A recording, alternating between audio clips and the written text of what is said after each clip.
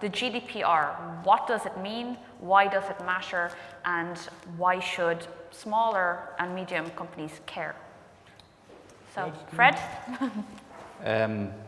Well, I think the first thing to say is we've had data protection law for 29 years. People don't remember that. So we're not talking about anything that's radically new here. Second thing to note is that we've had data protection as a fundamental human right in the European Union since 2009, i.e. for the last 8 years. So it should not come as any surprise to anybody, large or small, that there are rules around data protection. What has changed in those intervening decades is that, firstly, we've had the likes of the Snowden revelations that shows the extent to which kind of public authorities and big technology companies have been using people's personal data for various purposes that may not have been apparent to people. And the second thing is that we've had a very poor history, at least in Ireland, of enforcing data protection rights. So if anyone here has ever tried to enforce their data protection rights, we have a therapy session booked. It's downstairs. So I think that's the first thing to say.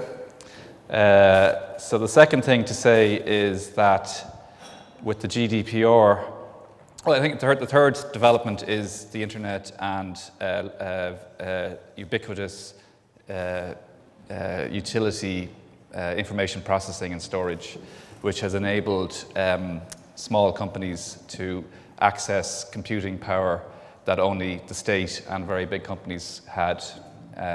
So the rise of Amazon and other similar types of services has basically facilitated or put at the fingertips of small companies and individuals the power to process large amounts of personal data. So all of those things have come together, and that generally has led to the reform of the European data protection law in the General Data Protection Regulation.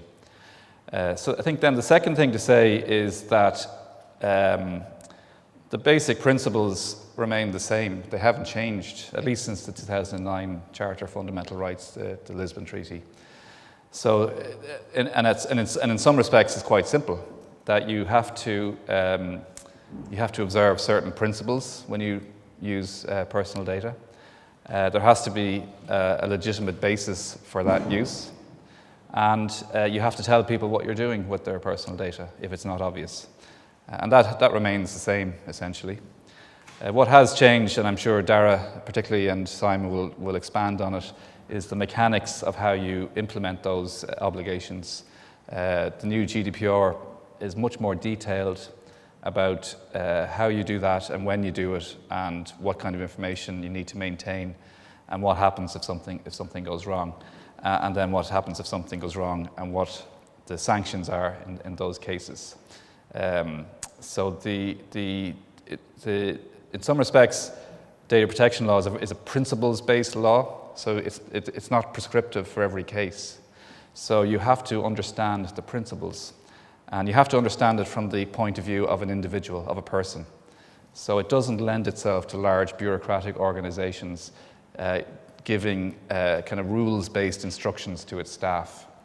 It's more like an ethical framework. And if you look at the Information Commission in the UK, they're saying now that for big data, that at least over a certain size, companies should have an ethics board to review projects that are using personal data. But it still boils down to very basic fundamental principles. And the principles are there to protect people. And you can't process personal data unless you're doing it with the consent or the instructions of a person, or if it's necessary for certain things. And in nearly every case, you have to balance the interest that you have in that processing with the interest that the individual has. And that balancing has to be done on a case-by-case basis. And that's what makes it difficult for organizations to be compliant. So I suppose just to summarize that, the GDPR was basically introduced, but didn't to get data protection high on the corporate agenda, where before it was not.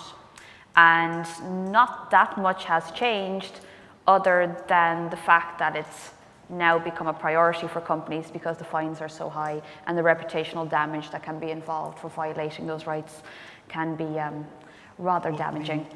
GDPR builds on the principles of the existing data protection legislation and it gives effect to the Charter of Fundamental Rights, which became law in 2009 with the Treaty of Lisbon.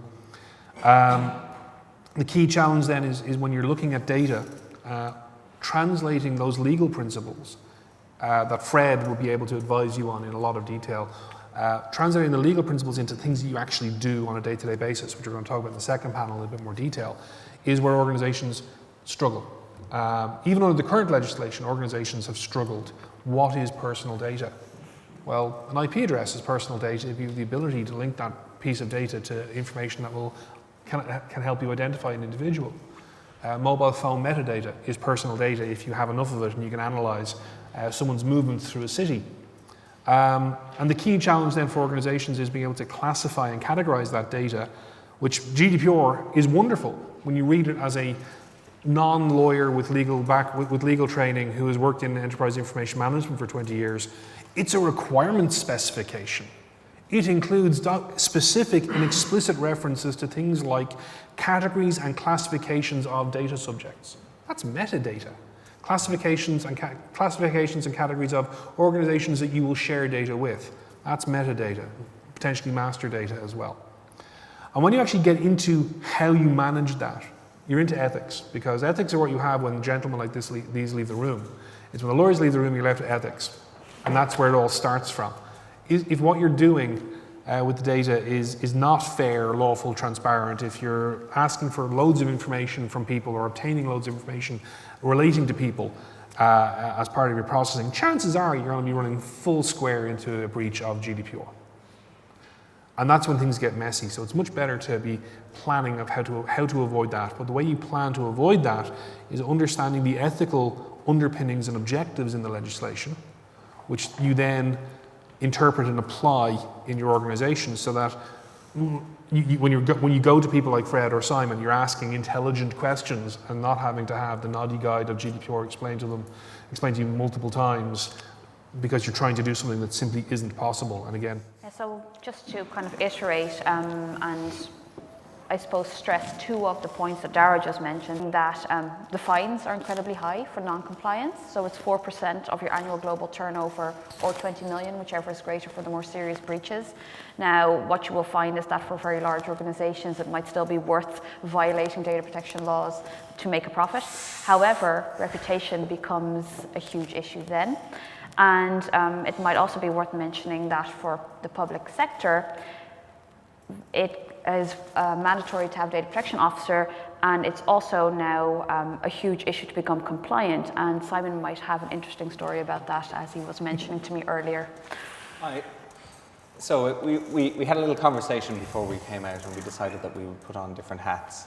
So for the purposes of our conversation here, although litigation and so on, I'm going to act as the person who would... the bad guy. The bad guy, effectively. So what I want to do is I want to give a kind of a flavour of what is the kind of thing I would look for if someone came in to me and said, I think that my data has been erroneously treated.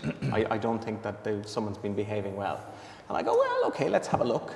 And this is to give a flavour of the kind of thing. And really, because it's principles-based, not rules-based, it's one of those areas where case studies can actually be of particular value. You can realise, not only do I recognise that set of facts, but I recognise that that's a kind of a thought process that I might have gone through in my separate set of facts. So most of these case studies will come from the public sector, simply because probably the public sector is both amenable to having large amounts of data sets. I mean, it generally deals with groups as large as the entire citizenry. And on the other hand, also because the public sector is amenable to FOI and parliamentary questions in a manner that the private sector isn't. And also because the public sector perhaps isn't universally trained up at the ethical level of assessing matters. So here are the two things that I wanted to raise that I've come in contact with, and also the kind of the general points arising from it. So I act for the Rape Crisis Network of Ireland, and that's an organisation which acts as the central point for gathering data in relation to rape crisis centres all around the country. And recently TUSLA, which you may have heard of, which was one of its funding agencies, entirely cut its funding and said we'll actually gather data ourselves. Now, they then set about gathering data from rape crisis centres on foot of a contract. So they received legal advice that they needed to have a contract with the people whose information they were taking, and they thought, that's great. That's one of the things that you'd expect lawyers to tell you, and you'd tick it off that you've done it. And the contract, amongst other things, says, well, okay, you may need the consent of the individuals who've come in, the service users, in the main rape victims, but we really do want this data. So in the contract, it requires that rape crisis centres compel consent from rape victims for sharing of data as part of the terms of the contract. In addition, it then collects the data from the rape crisis centres, which is a very long form. I think it's, if you print it out, it's 21 pages. It's 120 pages. It's 120 questions. It's 62 pages long, because I had the misfortune of having to go through it from a data management perspective to identify what questions and what combinations of questions would enable the re-identification of individuals, and it was a lot of them. So that's the length of the form, just to give a sense of the, how granular this information is. And they required that they requested that this information be submitted via SurveyMonkey. Which, in many cases, it was.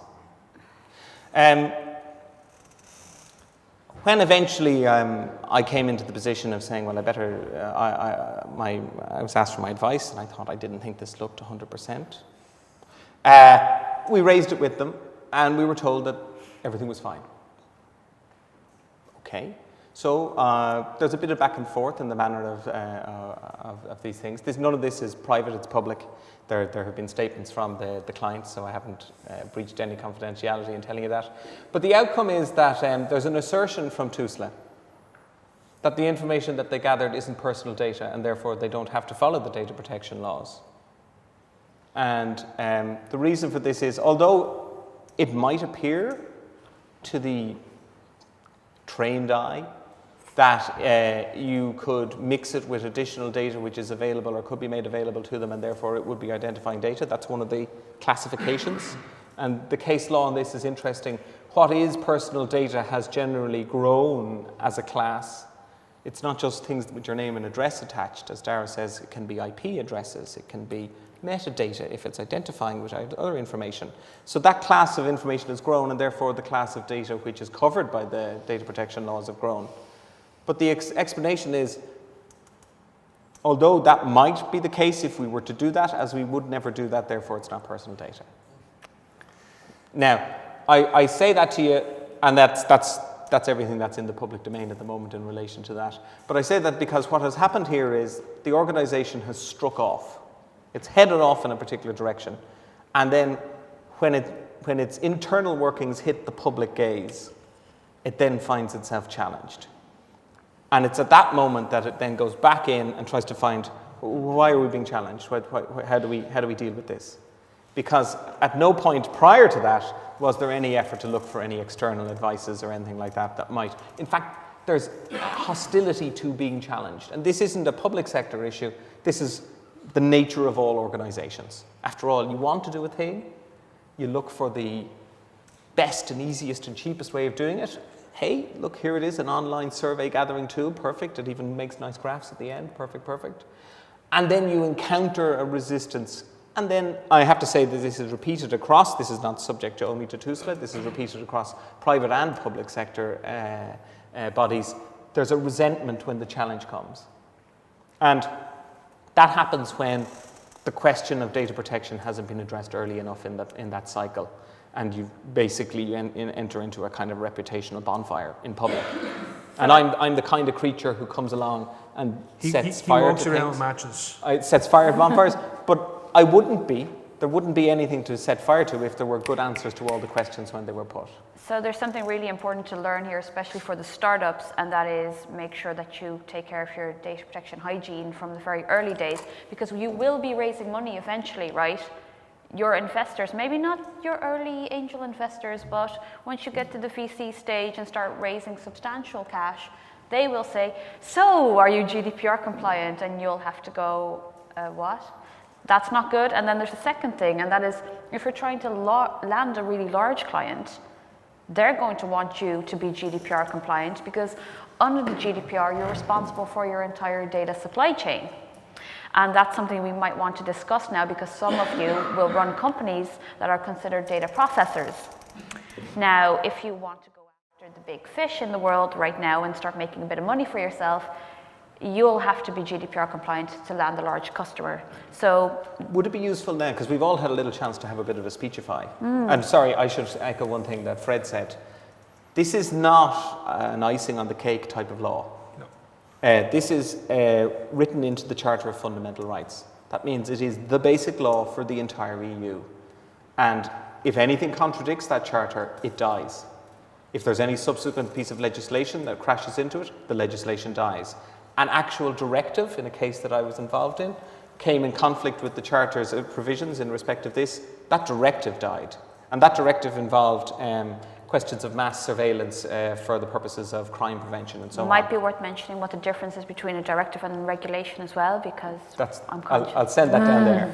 That's a Fred question. That's a Fred question. So there's two main types of EU, so everyone knows that EU makes laws that are binding in Ireland and other member states, and there's two primary forms. So a directive is binding as to its effect, but there's a discretion on the member state as to how it's implemented. So what that means is the directive comes out, the European Commission says, guys, you've 2 years to implement this, tell us whether you've done it, we'll have a look. So the previous Data Protection Act came from a directive, or part of it came from a directive in 1995. And what happens with in those cases is often for either deliberately or by accident, there's errors in the transposition, and that gives rise to loads of litigation. Errors and omissions. And errors and omissions, and we're all very happy. And but there's a wiggle room in which kind of very important things can fall between the cracks. On the other hand, there's an instrument called a regulation, which is called directly effective, as in it becomes the law in the country or in the member states once it becomes effective, and that's the General Data Protection Regulation. And all you need then in the member state is what's called implementing regulations, which essentially cut and paste the regulation into Irish law and put in a little bit more about procedure and anything that's discretionary.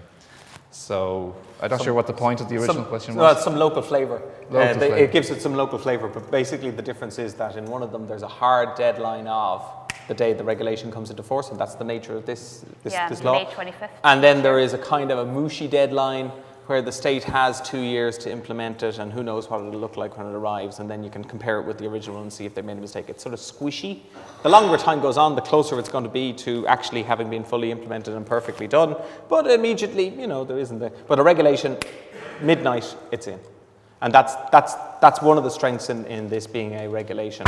It will be immediately effective. So right now we're in this grace period where we're kind of waiting for it to take effect now next year in May, but the direct effect thing is key to the regulation, I suppose. And on Simon's point about the traditional approach, the historic approach of how organizations dealt with data protection issues, which is do what they feel like or do what they think is the best thing for the organization, and deal with the bonfire that starts in public.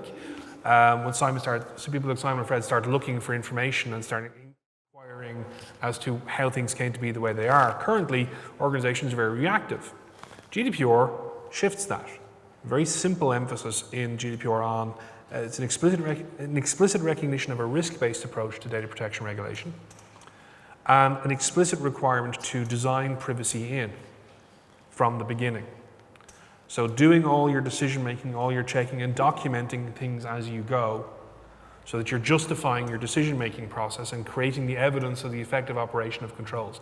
Article 5.2 of the GDPR, I call it the wonderful John F. Kennedy sentence in the regulation, because it has a comma in it in a very important place.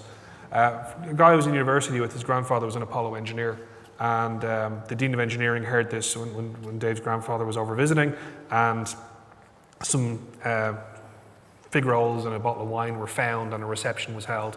Dave's grandfather gave a presentation about how NASA engineers heard Kennedy saying, "It's this nation's stated objective that by the end of the decade we'll have landed a man safely on the moon." And they cheered because they knew they could do that. And then, comma, and return him safely to the earth again. That last part was difficult.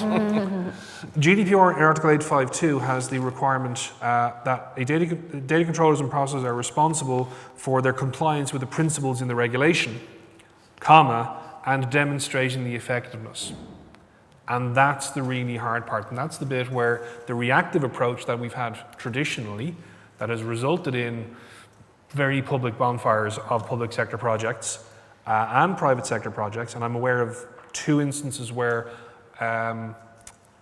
historically, I'm aware of at least 2 instances where merger and acquisitions failed because of inability to prove due diligence in the acquisition of the customer database. So the company was being valued based on its customer database, and someone asked, show me the terms, show me the way in which people signed up for this. And they looked at it and went, oh, this doesn't meet the requirements. We can't actually transfer this asset. These are the title deeds of the company now. That's what these data sets are becoming. Not only is it, I've got a database, but underneath that there has to be the title deeds, prove you own it. If you're buying a house, everyone says, show me the title. If you don't have the title, you don't buy the house. That's what data is going to become. It's the property, it's the thing of value, but it can't be sold unless you can prove your title to it. And that's where one of the big changes in the GDPR from a legal and regulatory perspective and compliance perspective is that move away from being reactive and downloading a data protection statement from a template or copying what you see on another website and sticking it on your app because you need to have something ready to go by 4 o'clock tomorrow morning because you're doing a pitch to a fintech workshop. Maybe you should actually spend some time and plan that properly. The number of times I've seen cut and paste privacy statements that just don't relate to the actual processing of the data. And even at that, it's getting into the bowels of the organization and how you actually do stuff on a day-to-day basis really in the organization is also a key consideration for GDPR. We're not looking to waterproof it in case of floods. It's about actually making sure that human beings have their data protected and their rights protected. So, for example, there are a whole load of storage requirements for security purposes to make sure nobody gets in. And of course, if they do get in and steal the data, that is a data protection breach. But those aren't the kind of principles that data protection worries about. That's kind of taken as sort of infrastructure. You're just meant to be able to keep your locks turned on. We'll feel the detail of that in the second panel. Yeah, but in terms of it's video, it's not data. Well, if I stick a camera up there, all of the video over there that's being taken during the course of the day, this is my data here. It's not worth very much to anyone else, but I kind of like it. And as a result, I could come in and I could make a data access request, a request for my data to be given to me. And that data would be a stream of video. It wouldn't be a database entry with my name on it, just. It would also be, here's a bunch of my image being used. Now, if I fly my drone around at a sufficient height that I'm photographing trees and squirrels and no human beings are captured, well, that's okay. I haven't actually captured any personal data. But start flying over people's homes, and you've potentially captured some personal data if you've seen them going in and out. You've also potentially captured some personal data depending on the clarity of the video. And I'm imagining video, I don't know what your video is like, but I'm imagining that you're capturing video with, you can see things such as car number plates, things like that. Suddenly, we're now capturing data which has the capacity to be attached to combined with another person's data to now know where a person was in another person's place. That is one of the ways that you decide whether or not this is personal data. You say whether or not it can be combined with another data set which is either in the possession or power. So you may not have it now, but you could get it later. Yeah, but don't tell me. Leave me in the realm of the hypothetical, please.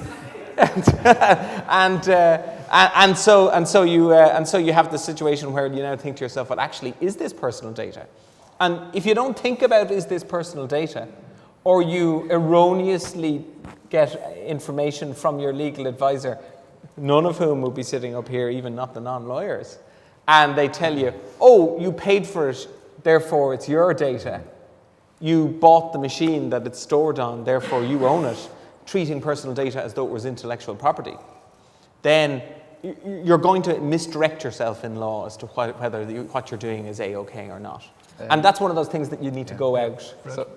Well, I think particularly for small companies, it's very hard to have a massive analytical framework. But there's a couple of very good rules of thumb. The first one is if it was me or my kids, would I be happy with it?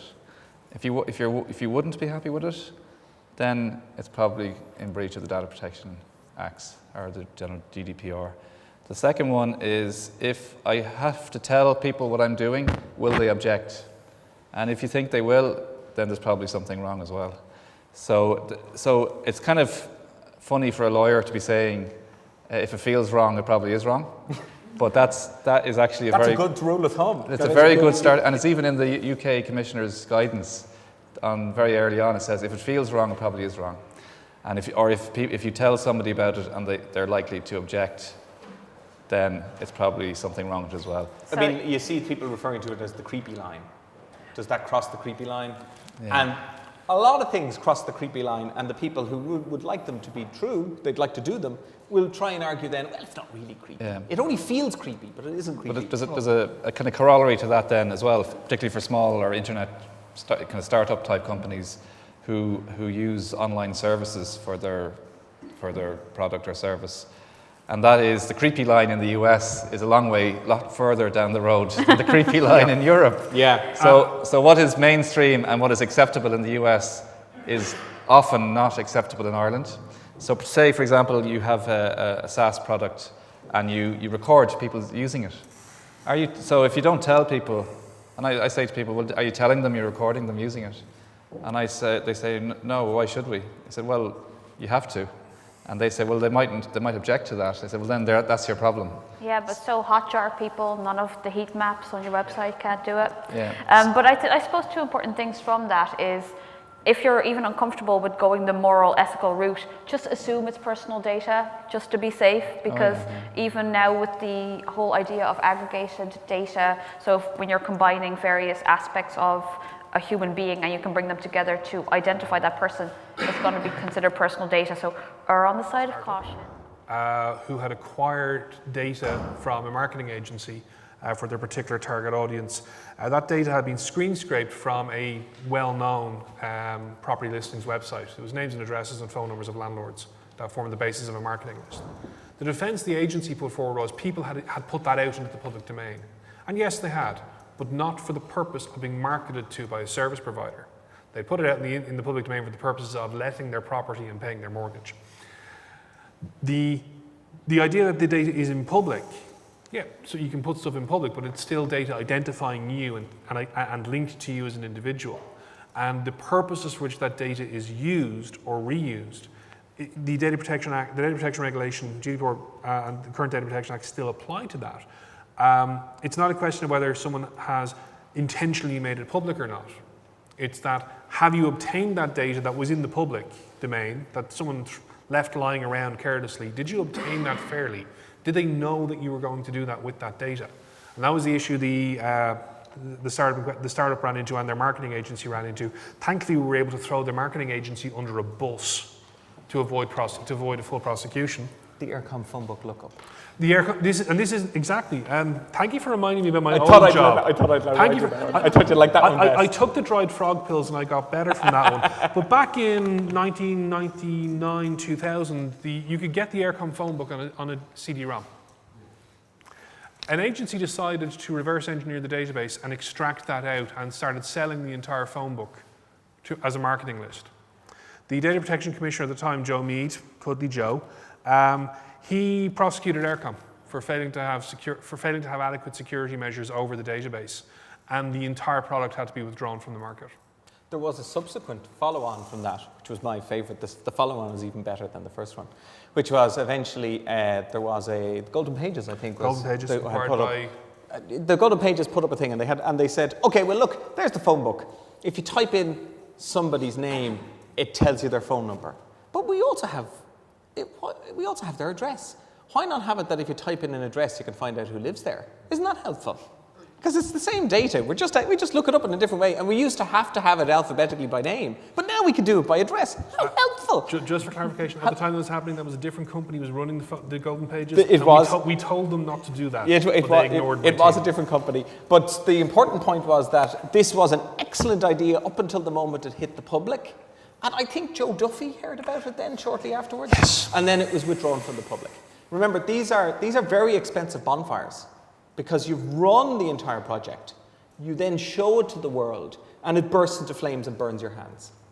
So, unless you have an experience in chemistry of plunging fluoride with your bare hands underwater, that's the kind of experience that organizations have when they walk out into the damp air of the public gaze with a lump of what is potentially personal data reactive We material. do on our panel, so why not? I think What that's... happens to sodium when it's exposed to moisture? I think it blows up. It blows up, Yeah. and that's what this is. So, people have referred to data as the new oil. I want to make my analogy and then I'll take your question because I love the analogy so much. Okay, People go refer to it as new oil. It's like it's gold. In an actual fact, I think a much better way of thinking about it is that data is nuclear waste. It's extremely difficult to get rid of. It's very dangerous to handle, and it lasts a very long time. And at any point, if it leaks out, it can destroy large portions of the company that does it, and it can also have terrible social effects. So and it causes Simon to turn green. And I get kind of bulky as a result. Your processors are at greater risk under the new regulation.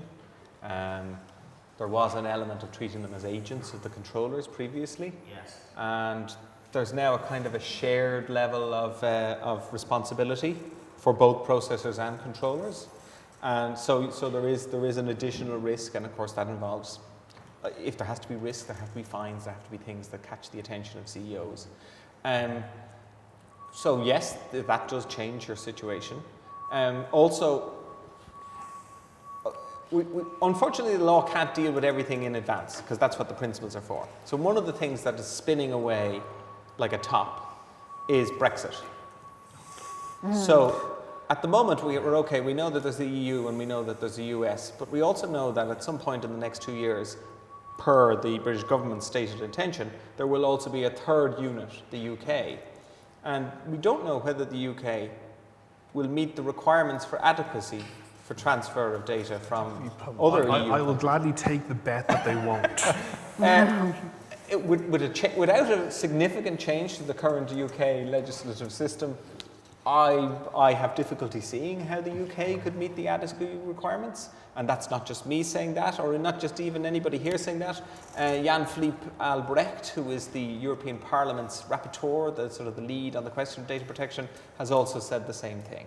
These are not controversial opinions. So that means that you have to build a universe where potentially in 2 years you can never transfer data across the border. And you have to build a third silo for the UK. Yeah. And you have to start finding out, is your cloud provider, they don't actually put it in clouds. It actually lives in boxes on the ground with wires in them. Yeah. And you have to start asking, where are those boxes? Are they those boxes? And just for that, your question actually, so what I'd say, there's two things I think you need. Firstly, just make sure that you are a data processor, so that you're not doing anything other than as instructed or as your service is intended to operate. And then make sure you're indemnified by the data controller and that there's no limitation of liability on the indemnity. Yep. Yeah, because the instruction thing is going to be really important with the GDPR, because if you're processing data outside of the instructions of the controller, then you become a controller and you become liable, and you have to do everything a controller has to do under GDPR. So it's also worth looking at Article 28 of the GDPR, which spells out fairly explicitly what you need to have in a contract as a data processor. Yeah, but you don't need to have an indemnity, so that's No. you should have it. But put that one in anyway. The Yeah, indemnity, just to be the safe. indemnity is the obvious bit you need to have, and then there's all the other bits. Yeah. We've been doing work with clients for the last 3 years with the data processor agreement template, and the number of data processors that they were working with who refused to sign the contract because it was creating an onerous burden on them. They're going, well, sorry, you're off the list as a vendor now. It's worth, if you're a data processor, going to your data controllers going, here's the conditions we want to do business on with the big indemnity in it. Because they won't give you, if they come to you with a version, it won't have an indemnity in your favor. But I mean, okay. Also, in right to be forgotten, I'm going to get agitated about this, but I'm aware that I'm wrong at the time, so it's going to be short agitation. Don't get me started. The right to be forgotten case related to a particular set of circumstances, and it relates mostly to public indexes for commercial purposes of personal data. It doesn't remove the data. It's not a right to have your data removed. It simply has a right to have it de-indexed for certain circumstances, and where there's a balancing act where you look and see what are the public benefit of having it there, and you compare it to the private hurt of having it there, and you decide which one outweighs the other, and you take a decision. Nobody got, in the right to be forgotten case, a right to have data deleted out of systems. That's a different right. It does exist under certain circumstances, but that's not the right to be forgotten. So, for example, they were very specific. Google is an open system. You can bang your names into it. Up comes a bunch of returns. But there was a special requirement that it was a free system. That was one of the things that was raised. So, for example, if there's a paid-for search engine, or if you have an archive of newspaper clippings and you pay people to access the archive, you've now fallen outside the terms of that right to be forgotten case. It may turn out in subsequent cases that the walls are absorb paid-for archives and data like that. That might happen. But right now, the right to be forgotten case isn't a right to be erased. It's simply a specific right, very closely resembling a right to be de-indexed from Google, but not limited to that, but very closely looking like the thing that is being de-indexed from Google. Yeah, and I suppose that with the right to be forgotten, it's a really off-putting name, and it's now no longer called that. It's now the right to erasure, and exactly as Simon said, it's the name is really off-putting, and it's a limited right. This whole concept of having to be a lawyer to practice data protection, not true. And even the International Association of Privacy Professionals says this. You're better off with somebody who actually understands data protection law and understands data. You should have access Some to lawyers a do, lawyer. they're here. No, I wholeheartedly endorse that a data protection officer should know how to have access to a lawyer and should be able to speak to lawyers intelligently and intelligibly, and should be able to translate lawyer speak into business or technology Can I put in a plug for the lawyers? Because if you consult your lawyer to take legal advice, that communication is privileged, which means, no, I'm serious, it's privileged. So that means that it can't be discovered if there's litigation, or it can't be released under a subject access request unless there's very particular circumstances. So there are still advantages to Yeah, so if you're doing having anything a lawyer. dodgy, only tell your lawyer. That's the message. And that's why when clients of ours have serious problems, I usually ring either Fred or Simon or one or two of the other lawyers in our network to make sure we've got a lawyer on the phone who is involved in the discussion. Because the data protection officer, that's a new thing, right?